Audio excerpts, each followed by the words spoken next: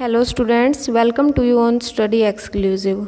हमारा जो history of India की सीरीज चली हुई है उसमें आज हम अपनी नेक्स्ट वीडियो लेकर आए हैं, जिसमें हम देखेंगे मध्यकालीन भारत। अब तक हमने डिस्कस किया, जितनी भी हमारी वीडियो आई उनमें प्राचीन भारत से रिलेटेड हमने डिस्कस किए। प्राचीन भारत में कौन कौन से हमारे काल थे, कौन कौन से वंश थे, जिन्होंने किसने कब तक शासन किया, ये सब कुछ हम डिस्कस कर चुके हैं। वो सारी वीडियो हमारी पब्लिश हो चुके हैं, आप जाकर चैनल पर जाकर देख सकते हैं। आज हम शुरू करेंगे मध्यकालीन भारत। मध्यकालीन भारत में आइए हम सबसे पहले देखते हैं भारत पर अरबों का आक्रमण। भारत पर अरबों का आक्रमण कब हुआ था, किसने किया था, ये सब कुछ आज हम इस वीडियो में देखेंगे। आइए, मोहम्मद बिन कासिम के नेतृत्व में अरबों ने भारत पर पहला सफल आक्रमण किया था। मोहम्मद बिन कासिम जो था, उसके नेतृत्व में अरबियों ने सबसे पहला भारत पर आक्रमण किया था। अरबों ने सिंध पर 712 ईस्वी में विजय पाई थी। पहला आक्रमण किसके नेतृत्व में हुआ था? मोहम्मद बिन कासिम के नेतृत्व में। और सिंध प्रांत पर उन्होंने कब विजय पा ली थी? 712 ईस्वी में जो था उन्होंने सिंध प्रांत पर विजय प्राप्त कर ली थी। उसके बाद है अरब आक्रमण के समय सिंध पर दाहिर का शासन था। जब जो अरबियों ने जब आक्रमण किया था भारत पर, उस टाइम पर सिंध प्रांत पर दाहिर का शासन हुआ करता था। तो उन्होंने दाहिर से युद्ध करके उसको हरा के अरब जो सिंध प्रांत जो था उस पर कब्जा कर लिया था। भारत पर अरब वासियों के आक्रमण का मुख्य उद्देश्य धन दौलत लूटना और इस्लाम धर्म का प्रचार प्रसार करना था।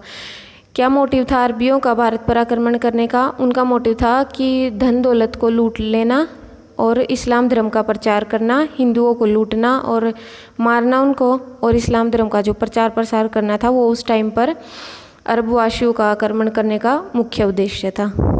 ओके स्टूडेंट्स, अब हम देख लेते हैं मोहम्मद गजनबी जो था। मोहम्मद गजनबी कौन था, उसने कब भारत पर आक्रमण किया, कितनी बार किया, ये सब कुछ हम देख लेते हैं।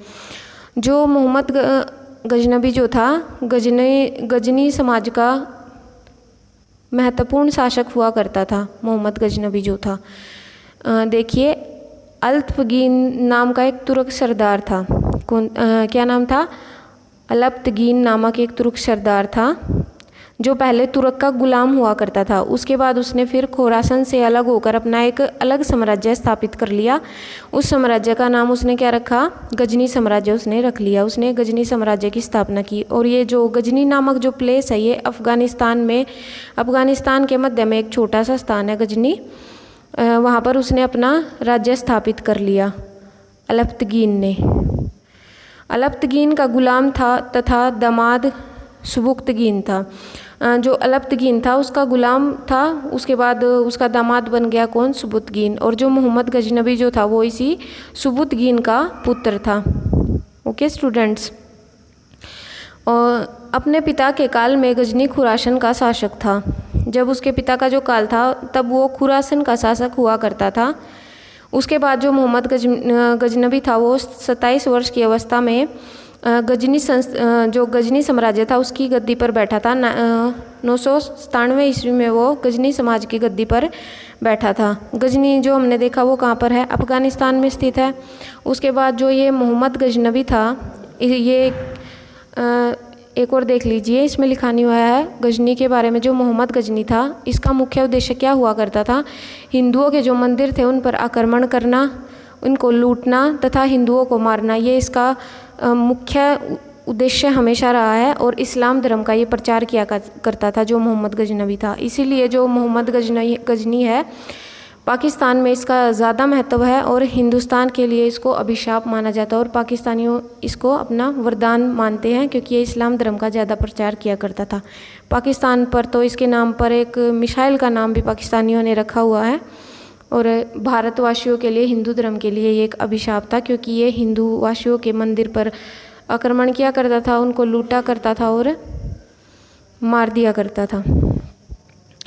आगे देखते हैं, बगदाद का खलीफा अल-आदिल बिल्लाह ने मोहम्मद गजनबी के पद को मान्यता प्रदान करते हुए उसे यमीन उद दौला तथा यमीन उल मिला की उपाधि दी थी।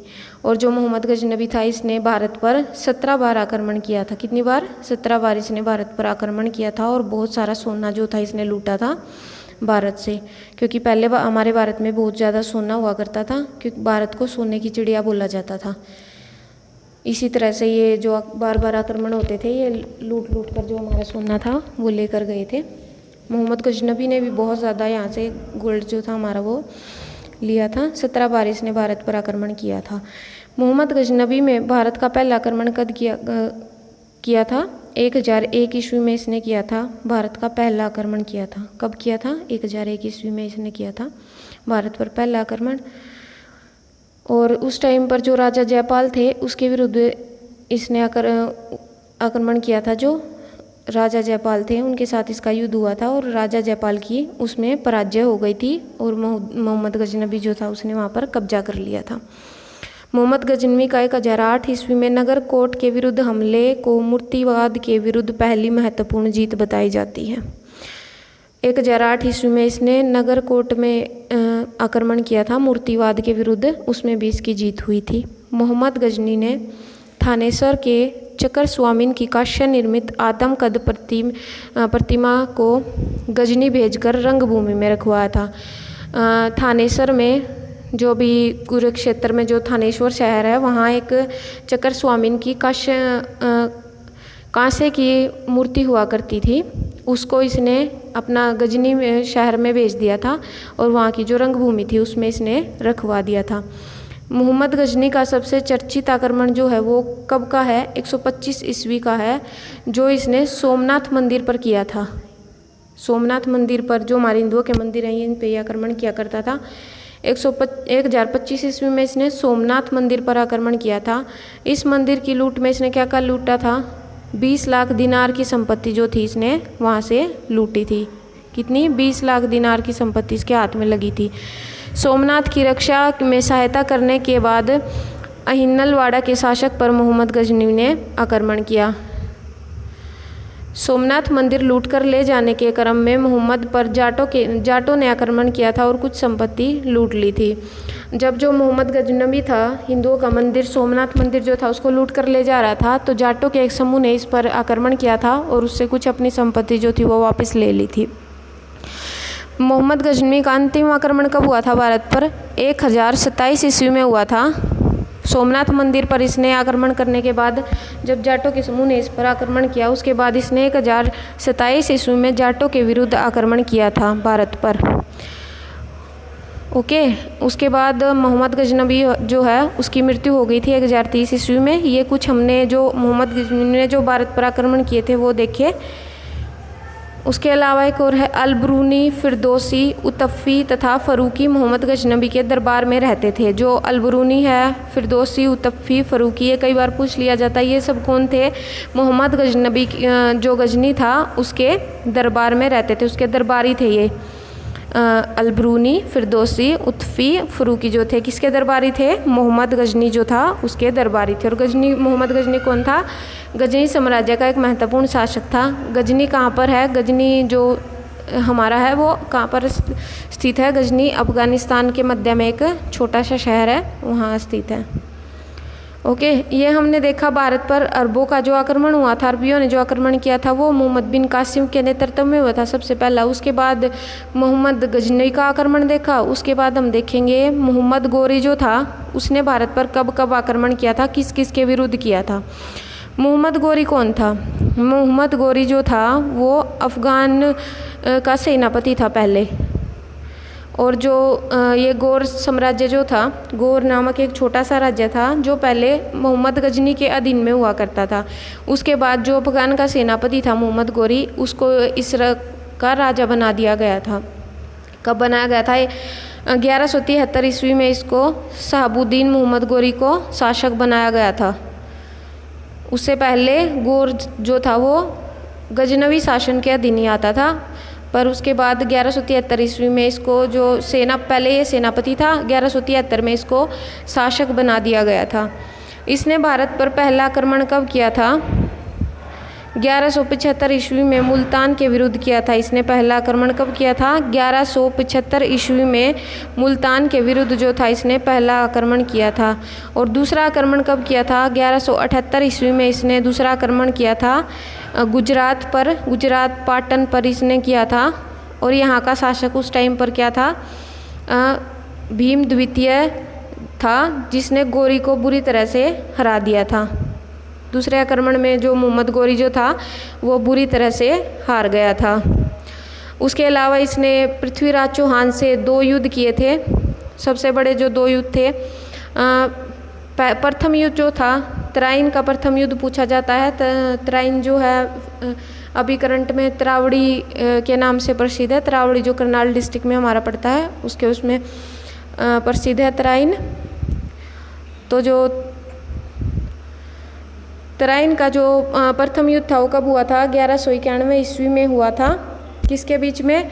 गोरी और पृथ्वीराज चौहान के बीच में हुआ था, जिसमें जो पृथ्वीराज चौहान था वो विजयी रहा था। उसके बाद दूसरी बार आक्रमण किया मोहम्मद गोरी ने 1192 ईस्वी में इसने दूसरी बार आक्रमण किया। उस टाइम पर जो मोहम्मद गोरी जो था वो जीत गया और पृथ्वीराज चौहान हार गया और तराइन पर इसने अपना साम्राज्य स्थापित कर लिया। उसके बाद इसने चंदावर का युद्ध किया राजा जयचंद के साथ, जिसमें मोहम्मद गोरी जीत गया और राजा जयचंद की हार हो गई और वहाँ पर भी मोहम्मद गोरी ने अपना शासन जमा लिया।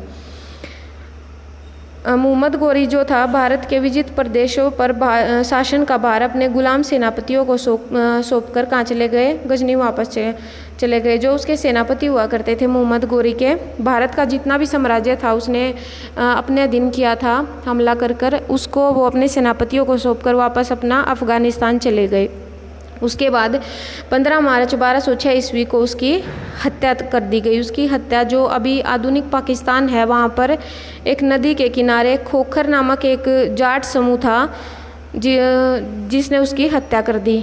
किस लिए की थी? जो जाटों का समूह था, जो ये मोहम्मद गोरी था, इसका भी मोटिव था इस्लाम धर्म का प्रचार करना और हिंदुओं की हत्या करना और उनको लूटना, इसका भी यही मोटिव था। तो उसके विरुद्ध में जो जाट समूह था आधुनिक पाकिस्तान में, जो अभी आधुनिक पाकिस्तान है, उस टाइम पर वहाँ पर एक नदी के किनारे जो मोहम्मद गोरी था उसकी जाट समूह जिसका नाम था खोखर, उसने इसकी हत्या कर दी।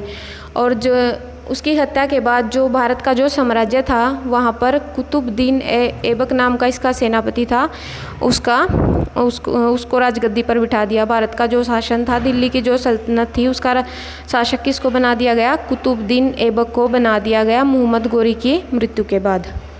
ओके स्टूडेंट्स, ये थी हमारी मध्यकालीन भारत में जो अरबियों ने जो आक्रमण किया वो, और मोहम्मद गजनबी और मोहम्मद गोरी ने भारत पर आक्रमण कब किया, ये सब कुछ हमने देखा इस वीडियो में। अगर आपको हमारा वीडियो हेल्पफुल लगता है तो हमारे चैनल को लाइक, शेयर एंड सब्सक्राइब ज़रूर करें और नोटिफिकेशन बेल को ऑन करें ताकि हमारे हेल्पफुल वीडियो आपको मिलते रहें। Okay students, thank you.